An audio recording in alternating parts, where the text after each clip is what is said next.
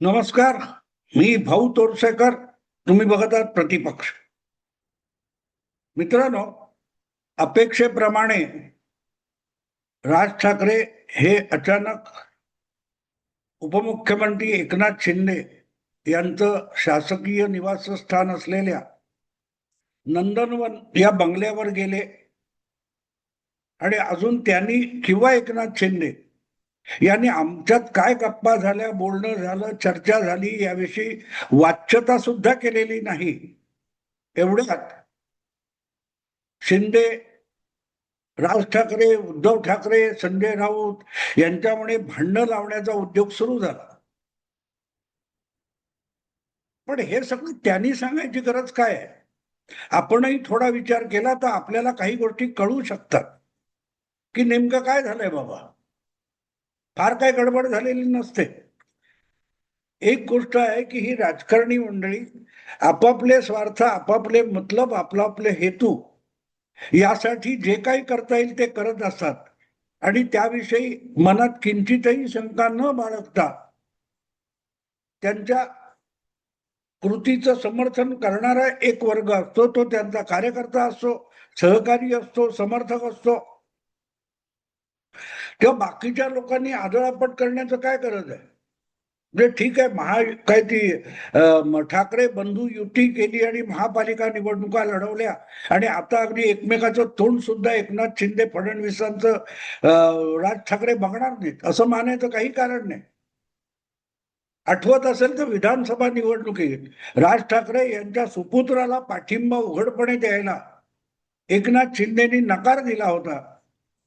त्यांच्या पक्षाचा सदा सरवणकर हा उमेदवार उभा राहिला आणि राज ठाकरे यांचा मुलगा तिसऱ्या क्रमांकाने पराभूत झाला.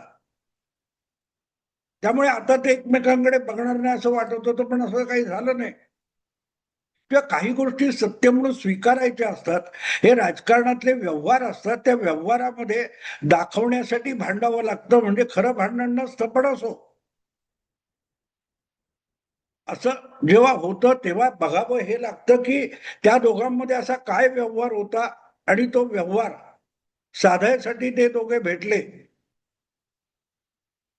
जसं कल्याण डोंबिवलीमध्ये शिंदेच्या महापौराला निवडून आणायला राज ठाकरे यांच्या मनसेने मदत केली, त्याला राऊतांनी टोमणेबाजी केली असेल. पण त्याच राऊतांच्या उबाठा शिवसेनेने चंद्रपुरात आणखी काहीतरी करून दाखवलं, काय ते थेट भाजपचा महापौर वगैरे आणला. तेव्हा या गोष्टी होत असतात.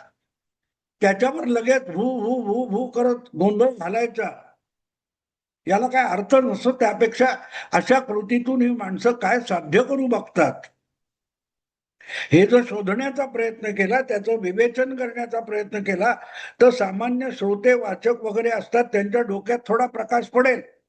त्यांना कळेल की राजकारण कसं होतंय आणि आपण दिलेल्या मतांवर सोकावलेले राजकीय नेते किंवा पक्ष नंतर मनमानी करतात तेव्हा त्या आपल्या इच्छा पायदळी तुडवतात का, याविषयी सर्वसामान्य मतदार जागरूक होऊ शकतो. आणि मला वाटतं माध्यम, पत्रकार वगैरे मंडळींचं ते काम असतं. कोणी भांडावं, कोणी जवळ यावं यासाठी प्रयत्न करणं हे पत्रकारांचं काम नाहीये. पत्रकारांचं काम सामान्य जनता, सामान्य मतदार यांना सगळ्या पक्षांच्या बाबतीत चाललेल्या घडामोडी आहेत त्याविषयी जागरूक करणं, त्यातले बारकावे समजावणं आणि त्यांचं पुढल्या निवडणुकीपर्यंत मत बनवायला मदत करणं हे पत्रकारितेचं काम असलं पाहिजे. पण दुर्दैवाने ते सोडून कुठल्या राजकीय पक्षाला कुठला सामाजिक घटक किंवा आर्थिक घटक जवळ करायचा आहे त्यासाठी आपली पत्रकारिता राबवण्याची जी फॅशन झालेली आहे, ज्याला सुपारीबाज पत्रकारिता किंवा अजेंडा पत्रकारिता म्हणतात, त्यांना जेव्हा ही वस्तुस्थिती समोर येते की आपण ज्या वैचारिक, आर्थिक किंवा सामाजिक भूमिकेतून एखाद्याचा गवगवा करतो, एखाद्याचा पाठिंबा देतो, एखाद्याचा प्रशंसा करतो, तो उलट्या टोकाला गेला की करायचं काय, ही तारांबळ होते. आणि त्यातून मग राज ठाकरे हे नंदनवन बंगल्यात गेल्यानंतर तारांबळ उडालेली आहे. पण एकनाथ शिंदेच्या बंगल्यावर मनसे अध्यक्ष गेल्यानंतर दुसऱ्या दिवशी 24 तासात आणखीन एक घटना घडली. मुंबई महापालिकेच्या ज्या 10 काय 9 किती स्वीकृत नगरसेवकांची नावं निवडली जायचे, त्यामध्ये उद्धव ठाकरे यांच्या उभाटा शिवसेनेला काहीतरी 3 जागा मिळणार आहेत आणि त्यामध्ये एक तरी जागा मनसेला मिळावी ही अपेक्षा होती. आणि त्यावर बोळा फिरवीत किंवा ती लाथाडत उभाटा शिवसेनेने आपले 3ही उमेदवार जाहीर करून टाकले.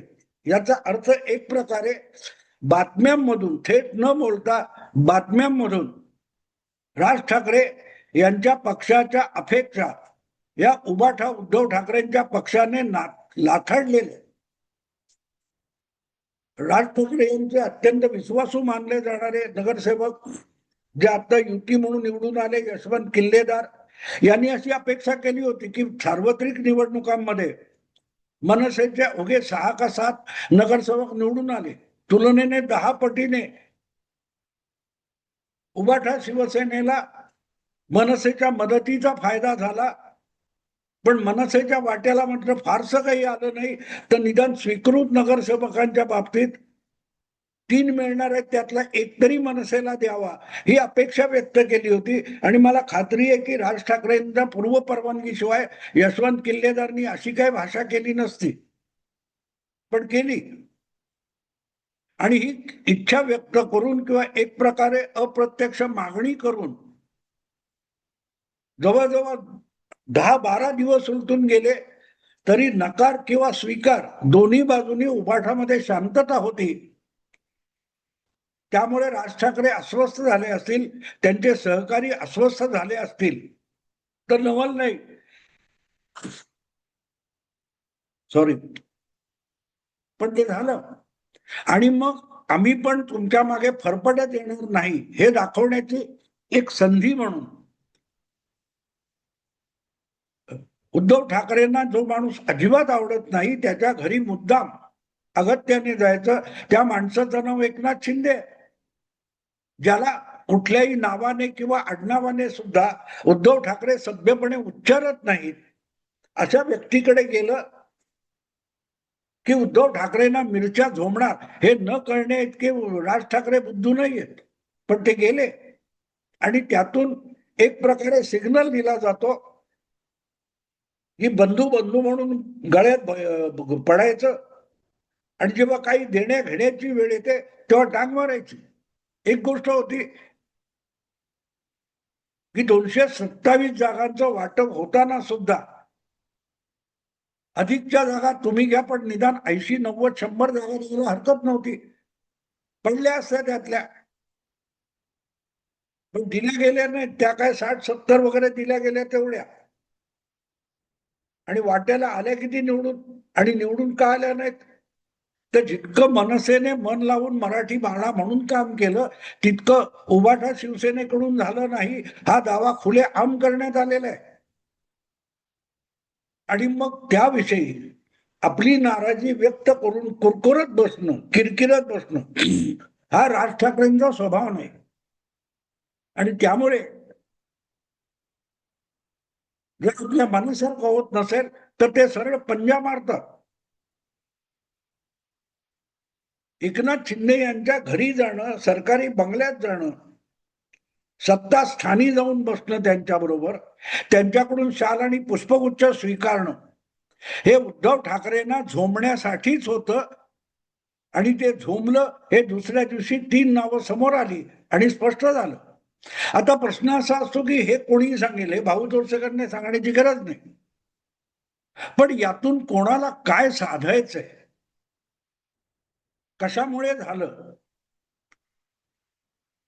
अमित ठाकरे जेव्हा माहीम दादर मधून निवडणूक विधानसभेची लढवत होते तेव्हा त्यांना पाठिंबा द्यायला सरळ सरळ एकनाथ शिंदेकडून प्रतिसाद मिळाला नव्हता. पण राज ठाकरे सदा सरवणकरांशी बोलून तो पाठिंबा मिळवू शकत होते, त्यांनी तो मिळवला नाही. सदा सरवणकर राज ठाकरेंना भेटायला त्यांच्या निवासस्थानी जायला तयार झाले होते, पण राज ठाकरेंनी ते भेट घ्यायचा सुद्धा नकार दिला आणि गणित फिसकटलं होतं. म्हणजे आपल्या मुलाच्या यशामध्ये खुद्द राज ठाकरेंनी बाधा आणली होती. राजकारणामध्ये लवचिक असावं लागतं असं काल परवा कल्याण डोंबिवलीच्या महापौराच्या निवडणुकीच्या निमित्ताने राज ठाकरे बोलले. ही कसली लवचिकता आहे? काय काय होतं लवचिक म्हणून. मुद्दा असा असतो की तेवढे लवचिक, ठीक आहे बाबा सदा ये. आज माझा मुलगा आयुष्यात पहिल्यांदा ठाकरे कुटुंबातला दुसरा माणूस निवडणुकीला उमेदवार होतोय. तर इतके वर्ष ठाकरे ब्रँडच्या बरोबर तुम्ही राहिले, आज सुद्धा ठाकरे ब्रँड बरोबर आहात, तर अमित ठाकरेला यशस्वी होण्यासाठी हातभार लावा. आणि सदा सरवणकरने माघार घेतली असती तर नक्कीच अमित ठाकरे निवडून आले असते. सरवणकर पण पडले, अमित ठाकरे पण पडले आणि उबाटा शिवसेनेचा उमेदवार विजयी झाला. पण उबाटाचा उमेदवार हा अमित ठाकरेंना पराभूत करायला उभा नव्हता. तिथे आपल्या पक्षाचा दावा आहे. आधीच्या निवडणुकीत सदा सरवणकर उद्धव ठाकरेंच्या नेतृत्वाखालच्या शिवसेनेचे उमेदवार म्हणून निवडून आले होते. नंतर ते शिंदेसोबत गेले म्हणून त्या जागावर उद्धव ठाकरेंचा दावा होता, अमित ठाकरेंच्या विरुद्ध नव्हता. पण त्यामध्ये सदा सरवणकर पण पराभूत झाले, ज्यांच्यावर उद्धव ठाकरे गद्दार असा आरोप करतात. आणि त्या गडबडीत राज यांच्या सुपुत्राचा सुद्धा पराभव झाला. आता यातून समजून काय घ्यायचंय ते मी तुम्हाला सांगतो. समजून घेण्यासारखी एकच गोष्ट आहे, हे मी शीर्षकात म्हटलेलं आहे. राज ठाकरेंनी डोळे उघडले आणि ऐकले सुद्धा नीट. एबीपी माझा या मराठी वृत्तवाहिनीचं ते काय ती टॅगलाईन आहे ना, ब्रीदवाक्य आहे, उघडा डोळे बघा नीट. ऐका नीट असं ते सांगत नाही, ऐकायची गरजच नसते, कारण दिसत काहीतरी असतं, ऐकायला काहीतरी भलतंच येत असतं, त्यामुळे कदाचित ऐका नीट असं त्यांनी म्हटलेलं नाही. पण असो, ते जे ब्रीदवाक्य आहे त्यापासून प्रेरणा घेऊन कदाचित राज ठाकरे यांनी राजकारण डोळसपणे बघायला सुरुवात केलेली असू शकते. आणि ते राजकारण काय आहे? जर तुम्ही मुख्यमंत्रीपद गेल्यापासूनचे उद्धव ठाकरे बघितले असतील, त्यानंतरही त्यांना सातत्याने लोक सहकारी कार्यकर्ते आमदार नगरसेवक सोडून गेलेले. जायचं त्यांनी निघून जा, आत्ताच निघून जा, हे उद्धव ठाकरे वारंवार म्हणत राहिले आणि अनेक जण जात राहिले. पण जायचं त्यांनी निघून जा असं सांगताना उद्धव ठाकरे एक वाक्य आणखीन महत्वाचं सांगत होते, माझ्याकडे देण्यासारखं काही नाही. खर तर उबाटा शिवसेनेचं हे ब्रीदवाक्य असलं पाहिजे की देण्यासाठी माझ्याकडे काही नाही, देण्यासारखं माझ्याकडे काही नाही. आणि एवढं असून सुद्धा मीडियामध्ये डंका पिटला गेला म्हणून राज ठाकरे आपला बंधुभाव सिद्ध करण्यासाठी आपल्या चुलत भावाकडे आले. तेव्हा कदाचित त्यांनी कानही बंद ठेवले असतील, डोळेही बंद ठेवले असतील.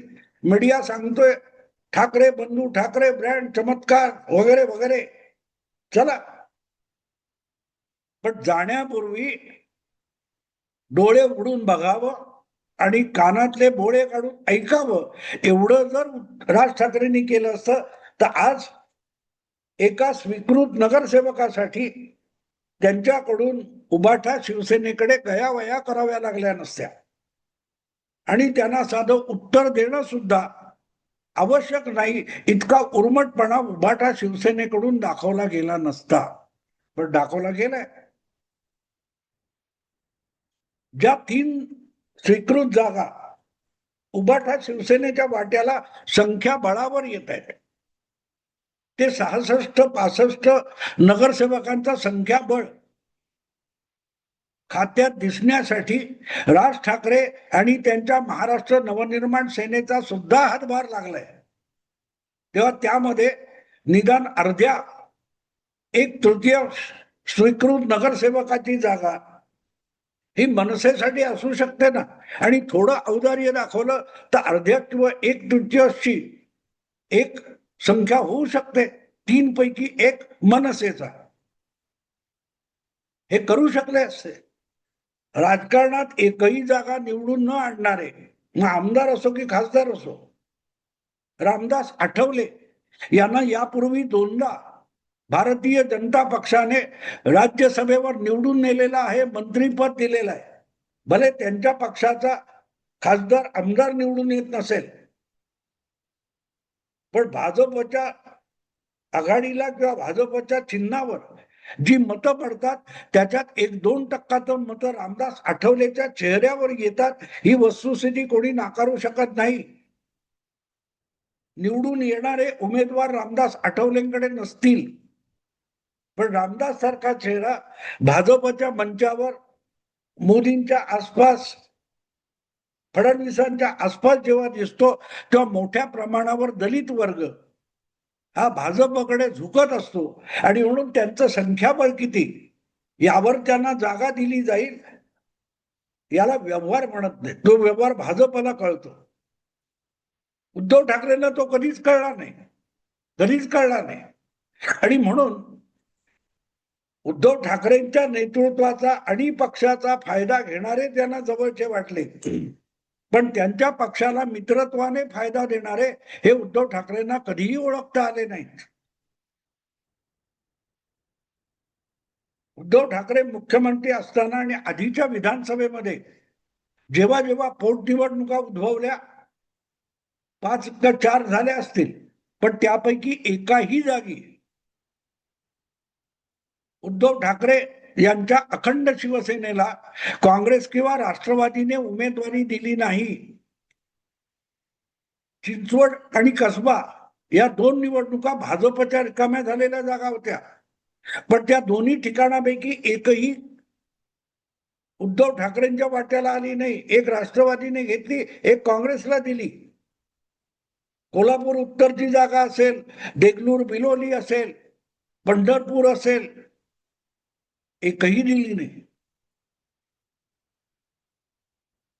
पण त्याच भाजपने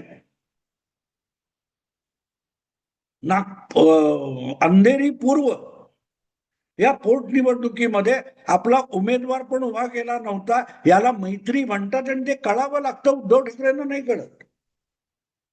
अरे हा तर आपल्या मागे मागे करतो, हा आपल्या ऐकतो, हे याला लाथ मारा. तो लाथाडतो त्याची पूजा करा. तर हा जो उद्धव ठाकरेंचा स्वभाव आहे, तो स्वभाव बघायचा तर डोळे उघडून बघावं लागेल. आणि मला असं वाटतं की राज ठाकरेंनी आता डोळे उघडून बघितलेलं असावं की देण्यासारखं माझ्याकडे काहीही नाही. असं उद्धव ठाकरे यांचे जुने व्हिडिओ गेल्या 3 वर्षातले राज ठाकरे यांनी आता बघितले असतील आणि कान देऊन ऐकले असतील. हे हात मोकळे आणि आवाज देण्यासारखं काही नाही. आणि म्हणून मग त्यांनी ठरवलं असेल, राज ठाकरेंनी, की असला बंधुभाव काय कामाचा, ज्याच्यामध्ये माझा फायदा त्याला होतोय पण त्याचा फायदा सोडा, त्याला सहज शक्य आहे ते सुद्धा तो करणार नाही, तर मग मी इथे राहू कशाला. त्यापेक्षा जातो नंदनवनात. एवढं गोंजारलं असतं तर एकनाथ शिंदेनी माहीमची जागा सुद्धा सोडली असती. तर सांगायचा मुद्दा असा, हे उद्धव ठाकरेंच्या सोबत राहून आपला काहीही फायदा नाही, पण उद्धव ठाकरे आणि त्यांच्या पक्षाचा फायदा नक्की आहे. म्हणूनच संपलेला पक्ष असा ज्या आदित्य ठाकरेंनी म्हटलं होतं, तो काका काका काका म्हणून मागे फिरत होता. आता काय असो, बहुधा ते ऐकले, डोळे उघडलेत आणि म्हणून सरळ नंदनवन गाठलेलं असू शकतं. मित्रांनो, आता थांबतो. आवडलं लाईक करा, शेअर करा, प्रतिपक्षाला सबस्क्राईब करा. नमस्कार.